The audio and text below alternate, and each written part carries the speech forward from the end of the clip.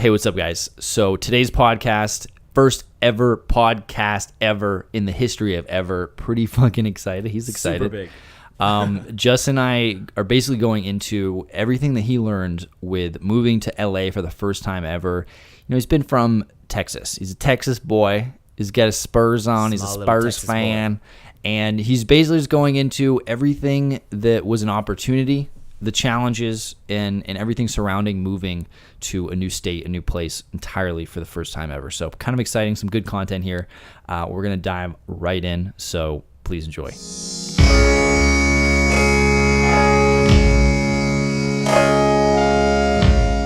what was the main catalyst for deciding to move to a whole new city that you'd never been to before? So you were in San Antonio, right? That was the first big city you went to? First big city, yeah. It's one of those things where, like, I saw my friends, and they didn't want to go anywhere, and I wanted to experience things. Yeah. These guys, and I'm not knocking on them. I love these guys to death. But, like, these guys wanted to experience just, like, their expectation or their goals were very simple. Yeah, sure. Get a girlfriend, make her a wife, have some babies, have a good job, have some babies. So for me, I was like, man, I want to fucking experience the world, because I had sisters that had kids. So I was like, let me go to college outside another city, bigger city. So I'll go to San Antonio. And then I'm like, you know, what am I going to settle down here? I want to experience like a cooler city. Traveled to Austin, just like an hour away. Yeah. Drove out here and I was like, I want to move here. So I was like, let's do it. And it actually took a little bit of motivation to do it, right? Yeah. I broke up with a girl and it gave me like, I was like, I got to change something. So I was excited to do that, moved to Austin. And then recently, for a job opportunity, moved to LA. And me and you were kind of talking about this, but like, dude, if you don't move, if you don't challenge yourself and to recreate new friends and all this stuff, you're kind of just shooting yourself in the foot. Yeah. You're playing it safe, dude. Yeah, I ran into that when I first moved to Orlando from New Hampshire. And in New Hampshire, it was like 600 people, you know, really tiny little town. That's small as fuck. It's super tiny. So it's like I knew everybody. They all knew me. So going into a city that it's like I'm not gonna know everybody, and you know I'm not even gonna run into the same people I know because Orlando's so big. I ended up just kind of being friends with my classmates, and that's pretty much it. And that's great. You know, I was friends with my classmates, but you know there wasn't a lot of diversity there as far as branching out into different interesting people that you wouldn't normally meet. So it was just kind of through class, which I think is how most people meet people in general. Mm-hmm. But the big thing for me was coming down. I went back to New Hampshire for a little bit, and then I came to Austin, and I just didn't know fucking anybody here. I knew one friend from college, and that was super challenging, and it was like depressing because I had so many friends from high school and from college and everything, but it's like once I got out of there, I had no idea what to do. It's like you realize you're like a small little fish. Yeah. And well, you're like, what is all this? There's so much shit out here. It's like if you're not meeting people at college or at school or at work. Yeah. That's like that's how most people know their friend circle. That's the people they know. It's like, oh, he's from work. He's from college. This guy's from high school. He's my old friend. You know, and that's where they get their friends. Mm-hmm. But or work. Yeah. Yeah. Or, you know, church or something, like if somebody has a fucking church, you know, that's fine, dude. No judgment. I mean, that's partially why there's pro church people. I mean, I'm definitely not religious, so I don't support that at all. But, you know, I understand why it exists. I think people want to be in communities, you know? Yeah. Oh, for sure. We crave that connection with people. And that's one of the challenges, right? Or that's one of the biggest things that when you move to a new city, you're forced to connect with people, because otherwise you're gonna be stuck in your little bubble, and you get depressed not knowing anybody. I mean, we're hardwired to connect with people. Yeah. And it's definitely challenging. Well, one thing I like about moving to a different city is like every city has a vibe to it, right? So like Orlando has fucking no culture, dude. I mean, sorry for anybody from Orlando. It's probably all the Oxycontin they're doing. It's just it's just nothing happening there. It's just so many, like, it's just crime and just like bullshit. And alligators and rain. It sucks, dude. And Disneyland. It's just Disneyland, dude. That's all they have. Fast food and Disneyland and crime. That's right, Disneyland, dude. Maybe that's mostly That's mostly Winter Park. Well, because, dude, when I went to school, I went to Full Sail for recording. As obviously we get the mics and everything set up, it's like what I'm into. But everybody who would start at that school would start with a MacBook Pro, brand new MacBook Pro. So people would realize, man, these fucking white kids, these little white nerds have these fucking MacBook Pros, and they would just come and fucking hold people up outside of the grocery store and steal their MacBook Pros. Those fucks. Yeah, but however, there's like serial numbers on them and shit. Like they can track those pretty easily nowadays. So if you're thinking about I feel like it's not. Don't do it. Yeah, if you're thinking about that, like let's turn another path. There's another page in your life. This guy has a great idea.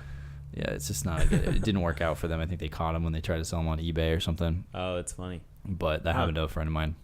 So, I went from that culture back to New Hampshire, which is like, it's more cliquish. Were you like, fuck, why did I come back?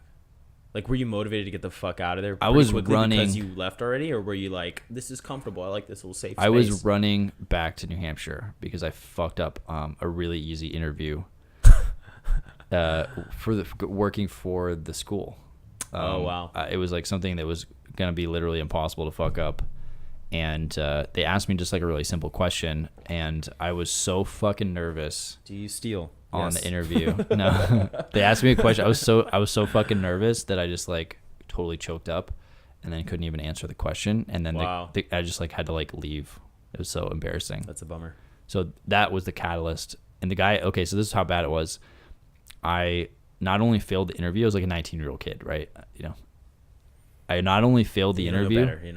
I not only failed the interview, but the guy wrote me an email afterwards. He said, "Hey, look, if you're really serious about this, let's just schedule another interview. Go research the content a little bit better." Oh, wow. And we'll do another interview. Yeah, we'll do another interview.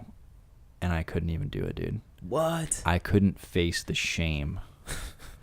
I couldn't do it. Your stupid embarrassment. Response. I couldn't. I just didn't answer he asked me a really simple question like, "What is a fucking dub stage?" And I'm like, it's just a place where they dub."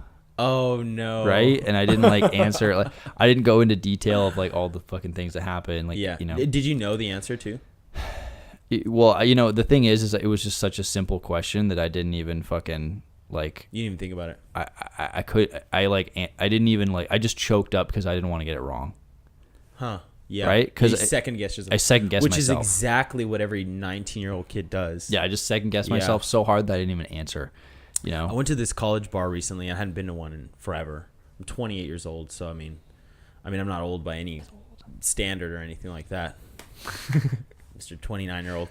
No, but I went to one and like you look around and these kids are like, probably fake IDs, 21 or 21 to 20 to 19, and you can see they're second guessing themselves. Yeah, a lot of the girls, and they're very pretty, very attractive girls, but they're kind of dancing in this very self-conscious way. You could really tell, so it's kind of funny, but like that's literally what we do at that age. Like we're just kind of unsure of ourselves. So that second guessing is like really kind of fucks you up. Yeah. I think I had a lot of that when I was a kid for sure. And it was hard to get out of that. You kind of have to like prove to yourself that what you're going to do is going to be right. Yeah. Well, I also think it's going to be okay. It's like, it's like faith if you fuck it up, it's going to be okay. Yeah, because I think there's so much aversion in the beginning to failure that you're just like, I can't fuck up and I won't take action, blah, blah, blah, because I don't want to fuck up. Yeah. But once you get to the point where you fuck up and then you realize, hey, look, like it's going to be okay. And you don't beat yourself up about it. Yeah. Because the issue with the interview thing for me was I beat myself up about it. Like hard. And that's what I literally retreated to New Hampshire and just was there for like a year. Just a whole year, just dude? because I was Jesus so scared of interviews. I did actually do an internship with like Ken Burns, some other shit that was pretty cool, documentary filmmaker and stuff. But it was because I had that interview. Award-winning documentary filmmaker. Yeah, like go check it out. Netflix. My name's in the credits. Intern. Yeah. Intern number 3. Yeah, I'm on a few movies, dude. I think that's what happens to like the friends that stay in that city, right? They start thinking about all the what ifs, and then they start second guessing themselves. Like, because, dude, there's no way my friends didn't think about going to Los Angeles, Miami, New York City, these crazy cities. There's no way they didn't think about that. Like, what if? But there's too many, like, oh, this could happen, this could happen, this could happen, that it probably psyched them out, right? Because for myself, like, I kind of did the same thing. I was like, well, San Antonio is just a few hours away. If I fuck it up, I could come back, you know? Yeah. But it kind of gave me proof, like, oh, I did this and it's okay. Let's go a little bit further, right? So, like, for me, I needed that little leap. And then it allowed me to do another one, and then another one. And it's like in my brain, I was like, oh, it's okay, you know. Because if you just do a huge leap, I mean, you can do it, but you're more scared. But it's more of a more uncertainty there. Yeah, and people have done it. I mean, a ton of people have done it. So moving from like 16 or whatever the fuck. So moving from San Antonio, moving to San Antonio, and then moving to Austin, right? But you were in Texas the whole time. Mm-hmm. So in some ways, it's a drive from home, you know. Yeah, when you're pretty close to home, like it doesn't really feel like that big of a plunge because you can just always go back and get help. It's like if you just fucking get brutally fired and like everything gets fucked in your life, you can always just go home, right? It's like pretty close. So how was it? So then moving from there, so that's all within the state. So that was little steps, right? Yeah, little comfort zones. Yeah. So how did it feel moving to LA for the first time when you were 27? So out of Texas for the first time when you were 27. Yeah, I was. It was exciting because of the job opportunity, and I was working for something that I was very proud of. But the city itself, like I was saying about the vibes, like it didn't feel like it was me. Like it's kind of superficial, and you know, I mean, it's Hollywood. It's you know, there's actors. You see famous comedians. You know, Drake. You know, you see fucking Drake. So we're here meeting Drake, dude, playing Fortnite with Drake. But you see how there's a shit ton of money there, right? So it's very intimidating. But like the culture is different from Austin, where it's like more chill, laid back, be yourself sort of vibe. Like the what's the slogan? It's like keep Austin weird. Yeah. But so it was cool. It's great to feel the different vibes because, dude, you get to see what you like, you know. So being there though recently has been, you kind of adapt. You adapt, and it's incredible to see like how we as humans, for myself especially, just see how I, you know, morph into the different scenes. You know, you start to overcome the little anxieties because you just go out again and again and again, meet new people. You go to the same gym. You start to get accustomed to the Starbucks and your little routine and the people around there. You start to build your comfort zone up again. Yeah, and you adapt. I mean, we're fucking humans, and we're made to adapt to our environment. So that kind of helps me click my brain when I'm afraid, or because you don't have friends. You go to a new city, you don't have friends, right? You kind of have to force yourself to make friends. And so have you made friends since you've been there? Yeah. And I've had some. I got kind of lucky because I have work friends there. So yeah. Have you made friends outside of work? I've met some girls that were pretty cool. And then I also learned this, like, about the communities thing. It's kind of cool. I joined this, like, it's like a leadership community, but there are a lot of really cool people there.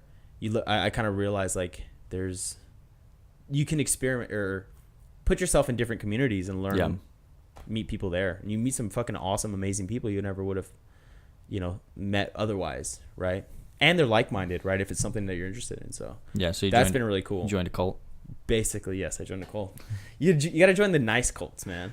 You'd either get in a church, you get at a church, or you get another cult, you know, one or the other. If you haven't seen Wild Wild Country, dude, if that cult was still around, I would totally join that cult. Yeah, I gotta check it out. It looks great. They're just like jumping up and down. They're wearing red, which is kind of weird, but kind of cool at the same time. Yeah. People just want to belong to things, right? Yeah. It's like sports teams. We were talking about college football earlier today. Oh, yeah. And it's like people go crazy Alabama for fucking college football or whatever sport it is. Yeah. Spurs, dude. Spurs. Yeah. It's a big Spurs fan. It's like, why do you go crazy? Dude, I used to cry. I used to cry when the Spurs would lose. When I was living in San Antonio, I was like super into it. It's silly now. I remember being at a strip club, and they got knocked out of like the playoffs or something. Yeah. And I was at a strip club. I go to the restroom, I'm like tearing up, and I'm like, what am I doing right now? Why am I tearing up? This is silly. It brings it touches on your identity. Yeah. Right. You identify with the team. You identify with them winning or losing, and then we lost. So it's like you feel like you lost. So your body kicks in as like survival mechanism. Like I just lost. Yeah. Right. And you're just like fuck. And it's like so it touches on those emotions because of how you identify yourself with that team. Right. Like I'm from this area. Mm-hmm. This is my thing. This represents me as a person. It brings the whole city together. Yeah. It represents us. Ooh. Like people who would never be friends. Yeah. High five each other at the game, you know. Yeah. I actually like that. I think that is really a cool thing. But that's essentially a cult, right? Yeah. I mean, like sports teams are essentially little mini cults. Think about it, right? Yeah. Like if a church is a cult. Yeah. And then there's people that are more into the cult than other people. Yeah. Like more invested in it. You know, you're buying hats and shit. Like fucking pins at school. But the thing is there's not like a bunch of preaching happening, right? Like there's not like one unifying idea that everybody's back behind. It's kind of just more of like a tribal identity, right? It's more like tapping into that. It's like this identity politics thing, right? Where everybody's very identified with the thinking that their beliefs should be tied to their skin color or something like that. Yeah. But it comes from, I don't know, I guess like a Well, I think it's belonging. Good and bad, right? Because you feel like you belong to a group, but then it also can be bad, right? Because I feel like sports teams, the reason I never got into sports like heavy was because you got into Halo. Yeah, fucking Halo, bro. But seriously, it's just because I knew that I couldn't do anything about it. Like I had no control over the outcome of that game. And I hate being invested in things I have no control over. Oh wow. Right? Because I was like, dude, if I'm a fan of a sports team, like maybe I'm gonna have some good days where I'm really excited, but I just saw too many people like flip over fucking chairs and get fucking pissed and punch at a walls. Bar, dude. We'd go to the restroom when a team lost. There'd be like a broken thing, like door from the stall or whatever. Just like it's kind of crazy. It makes you. That's when you realize like, oh shit, this is. Yeah, it's get like out of control. Why does that guy care so much? And it's just because he's so fucking invested in how that sports team does that it's gonna wreck his day. His whole fucking day is fucked. Probably his week is fucked, dude. Probably his whole week is fucked because he's so into it. You know what's crazy though? There have been studies where, like when a city wins a championship for whatever sport, there tends to be a higher mood in the city, a happier mood in the city. Yeah. Isn't that wild? But I'm sure that's also the case whenever they lose. Is that it's true? You know, so it's a yin and a yang thing. You can't have everything. Yeah, I'm not sure. I don't know. I'm not sure if there's a difference between when they lose. But I know, like when the 9/11 stuff happened, like same thing happened. Like it unified the fucking country. Yeah. You know. Yeah. Because we just had we had something to fight against. Got it. Yeah, we had an enemy. It sounds bad. We had somebody else. It was like it's not us versus the guy who cut me off in traffic. It's the guy across the ocean, you know, wearing whatever. Yeah. I think that's what we're kind of missing right now. We're not very unified, right? Yeah. Like, wait, what do you mean? Us as a country? People? Well, yeah. I mean, right now, I think, where was I? I think one of my mentors was talking about, like, you know, our mentor in the cult. Mentor in the cult, yes. One of like our past generations, they had. Is that good? Yeah. Is that good? Okay. So the past generations, they had real wars, like I don't know, Vietnam and World War II or whatever. For us right now, it seems to be like a culture war, and that's where we're kind of in, which is actually dividing us. Yeah. Which is kind of crazy. Yeah. And because it's funny because you have different cultures, like city to city, like we're talking about earlier, where it's like Austin has a different culture than LA does. You know, LA is going to be a little bit more, I'd say, laid back in some ways, a little bit more superficial in other ways, like you said. Yeah. Austin's kind of focused on being quirky and weird, and just like the graffiti in the bathroom, dive bar, like shit that just like collegey. Yeah, it's just people. Like different is good kind of a thing. You know, just generically different is good, which is cool. But the thing that I like, the thing that's different about that is within that culture, there's also like a subculture of like the country. So like I'd say LA and Austin are still similar in the fact of like they're still all about, it's still like very like liberally focused. Yeah.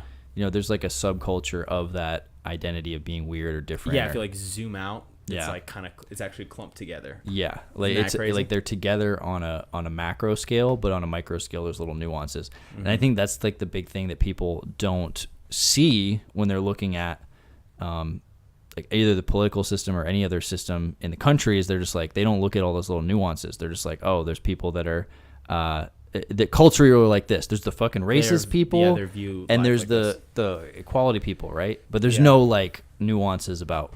Well, you can break that down even crazier.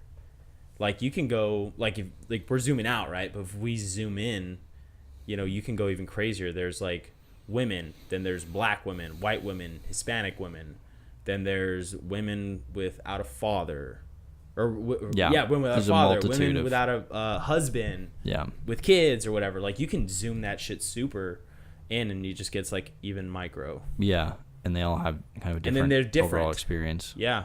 Even though, but they do kind of get lumped kind of in. Same, yeah. Like women get lumped in as like one, should have one belief system.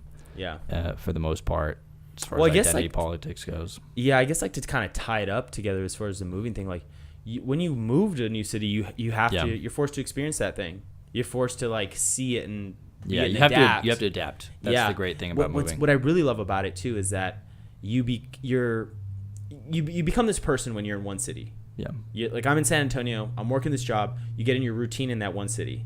Then when you move to another city, you're kind of like a blank slate, but you still carry a lot of those qualities. So, but you're also not held down by the perceptions of what other people think of you. Yeah. It's all new people, so you can literally and I think you do this naturally. You literally just kind of reinvent yourself because you're not held down by other people's beliefs at that point. You're free to be the new person. The past isn't following you. Yeah, exactly. You have some, of course, carry some of it, but I think at that point it allows you to change the way you want to change. You're like, let's start this fucking thing over, and I'm gonna take this and this that's great about that I really like, but I don't like being bullied anymore by coworkers. I'm probably very passive, just in, I don't know, from my upbringing. You're agreeable. Yeah, agreeable. Probably be the best way to describe it. High in openness and agreeableness, I think.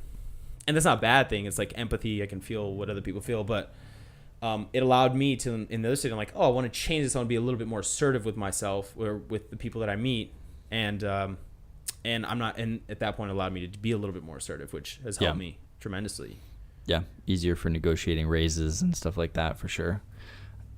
So that's great. Yeah, that's something that I did too when I moved to Austin. Was I essentially saw that as a chance to rebuild who I was and have a whole new slate where I'm just like, okay, none of those embarrassing moments from high school or the interview or anything that happened to me. Because, dude, if you see someone from high school where you pissed your pants, like, dude, you're gonna think, that person knows that I pissed my pants. Yeah, but like also like there'll be like little inside, there'll be like little inside jokes and shit, and like maybe you're the butt of the joke or something. Oh yeah, and it's like all those little things that just like happen here and there. Maybe if you didn't, as a kid in high school or something, it's kind of like moving into a new city. It's like all new friends, all new everything.